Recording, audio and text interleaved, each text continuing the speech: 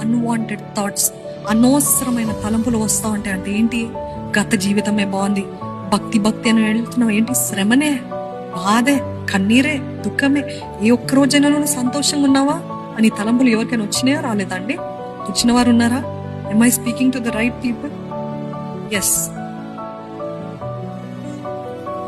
గత జీవితానికి వెళ్ళు అనే ప్రేరేపణ, ఆ గత వ్యక్తితోటి నీ సంబంధం ఉండింది కదా, ఆ వ్యక్తి దగ్గరికే వెళ్ళు. ఈ భర్త నిన్ను సరిగ్గా చూసుకోవట్లేదు, ఈ భార్య నిన్ను సరిగ్గా చూసుకోవట్లేదు, తను ఎంత ప్రేమించింది, తను ఎంతగా నిన్ను అక్కర కలిగి ఉంది, ఆ వ్యక్తి దగ్గరికి వెళ్ళు. ఈ మాటలు వినపడుతున్నాయా? Go back to your past, go back to your past, go back to your past అనే మాటలు. Let go of the past. వెనుకున్న వాటిని మరిచి ముందున్న వాటి కోసము వేగిరపడండి అనే వాక్యంలో అంత స్పష్టంగా చెప్తుంటే, the only thing that you have to remember of past ఏంటి తెలుసా? యాక్సెప్టబుల్లీ దేవుడు చేసిన కార్యాలు, దేవుడు చేసిన మేలు, దేవుడు ఏ స్థాయి నుండి తీసుకొచ్చాడు అది మర్చిపోద్దంట.